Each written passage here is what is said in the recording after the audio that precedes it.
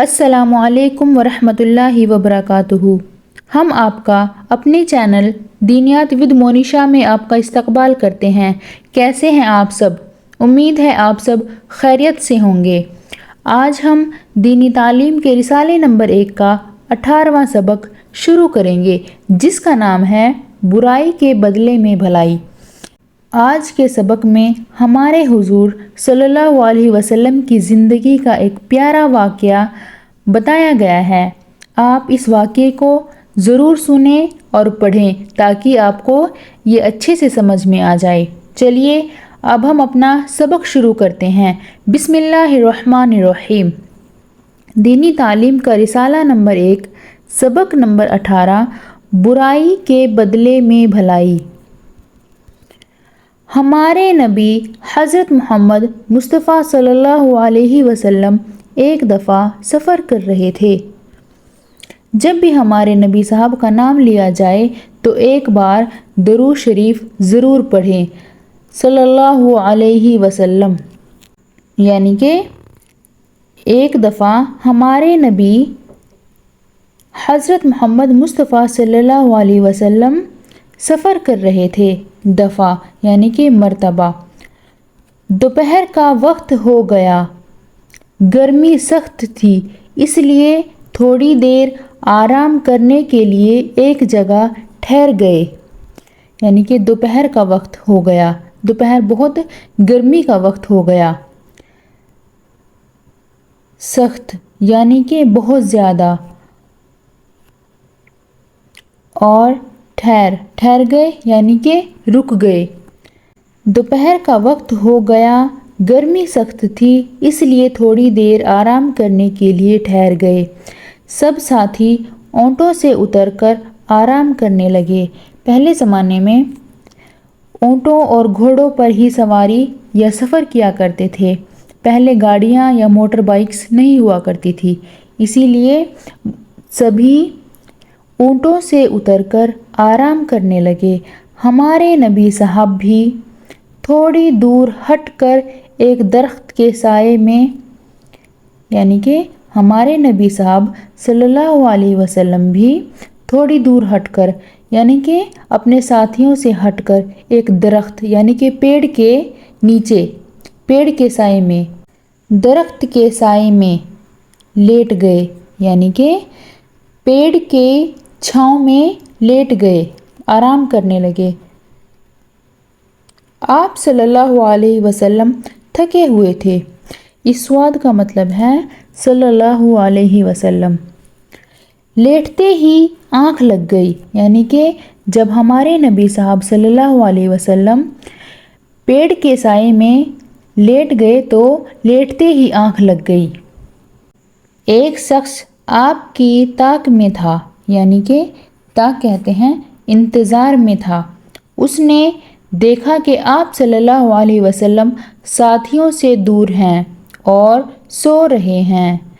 اس نے سمجھا موقع اچھا ہے، یعنی کہ موقع کہتے ہیں وقت کو، یعنی کہ یہ سمے بہت اچھا ہے۔ یعنی کہ جو شخص تھا آپ صلی اللہ علیہ وسلم کی طاق میں تھا، اس نے دیکھا کہ آپ صلی اللہ علیہ وسلم ساتھیوں سے دور ہیں اور سو رہے ہیں، اسی لیے موقع اچھا ہے۔ وہ لپکا آپ صلی اللہ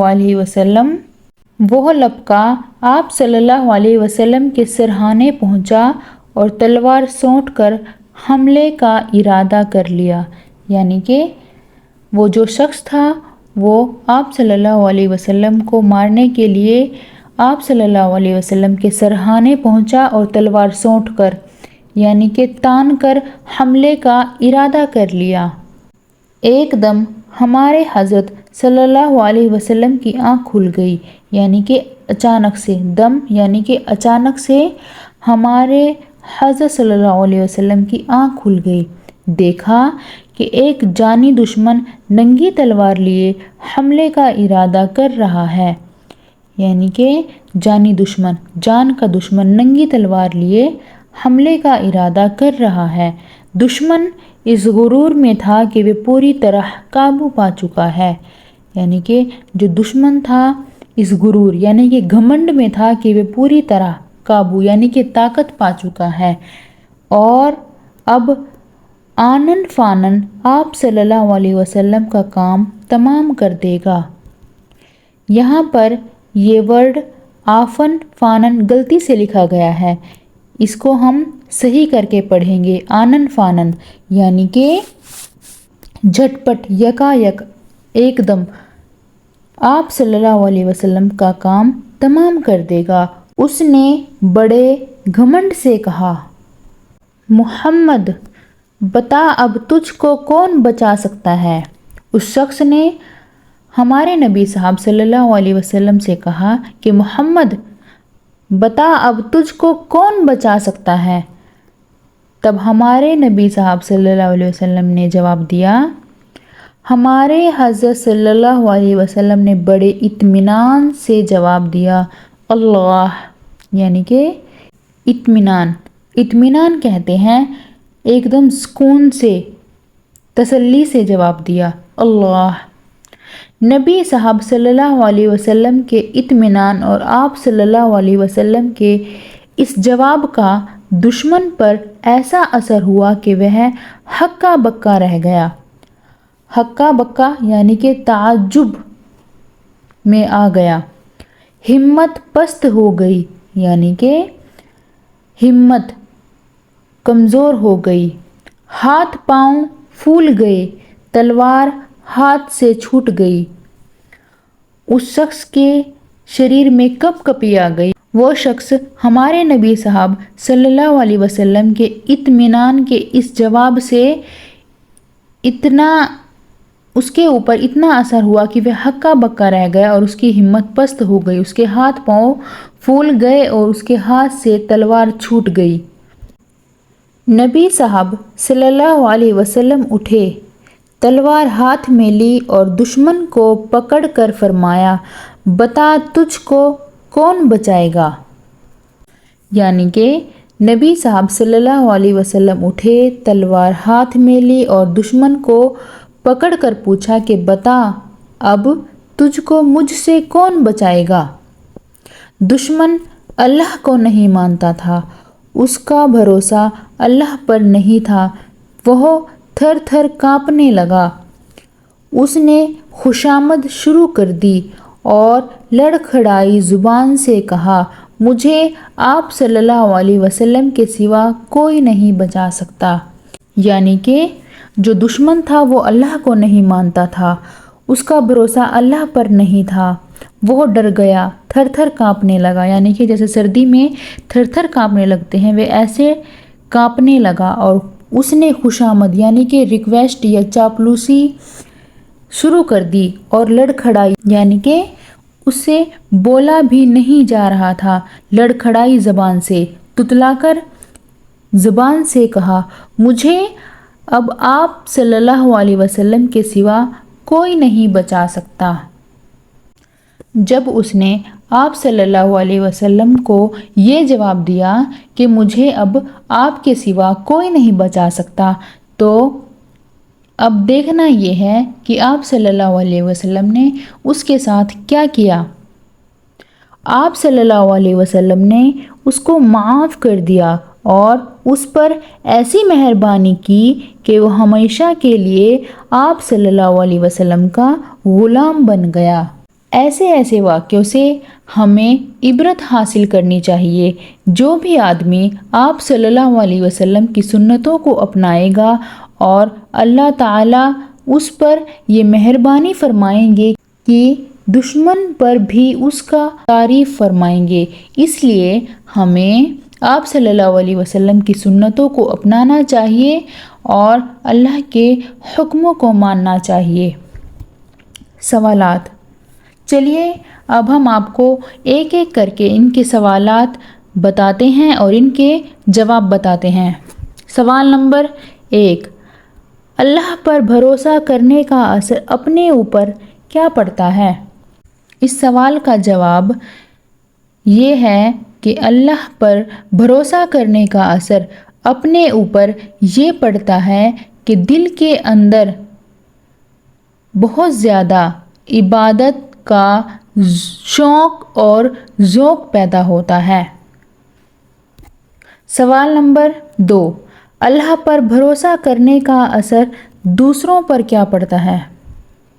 इसका जवाब है अल्लाह पर भरोसा करने का असर दूसरों के दिल के अंदर नूर पैदा होता है। सवाल नंबर 3, अल्लाह पर भरोसा करने वालों का मामला दुश्मन पर कैसा होता है? इसका जवाब ये है कि अल्लाह पर भरोसा करने वालों का मामला दुश्मन के साथ ऐसा होना चाहिए कि हमारे अखलाक ऐसे होने चाहिए कि हम उनके लिए हिदायत की दुआ करें। सफ़र, ताक, हमला, इरादा, गुरूर, काबू, आनन फानन, इत्मीनान, असर, खुशामद, मुआफ़, नर्म के माने बताओ। चलिए अब हम आपको इन सभी वर्ड्स के शब्द के माने आपको एक एक करके बताते हैं। सफ़र, सफ़र के माने होते हैं रास्ता, मुसाफिरत या रवानगी। ताक, ताक कहते हैं इंतज़ार, देखभाल करना या निगरानी रखना। हमला, हमला कहते हैं वार करना या चढ़ाई करना या हल्ला बोलना। इरादा, इरादा कहते हैं मंसूबा, मंशा, मर्जी या इच्छा। गुरूर, गुरूर कहते हैं तकब्बुर या घमंड। काबू, काबू कहते हैं ताकत या ज़ोर या बस चलना। आनन फानन, आनन फानन कहते हैं जल्दबाजी, झटपट या एकदम यकायक।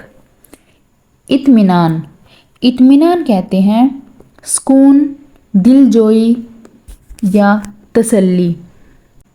असर यानी कि नतीजा, आसार, असरात। खुशामद, खुशामद कहते हैं रिक्वेस्ट, चापलूसी या झूठी तारीफ। मुआफ़ यानी कि दरगुजर करना, बख्शा गया, बरी या आज़ाद होना। नरम, नरम कहते हैं हल्का या नाजुक। आपको हमारा आज का ये सबक कैसा लगा आप हमें कमेंट बॉक्स में ज़रूर लिखें और हमारे चैनल को सब्सक्राइब, लाइक और शेयर ज़रूर करें। अस्सलामु अलैकुम वरहमतुल्लाहि वबरकातुहू।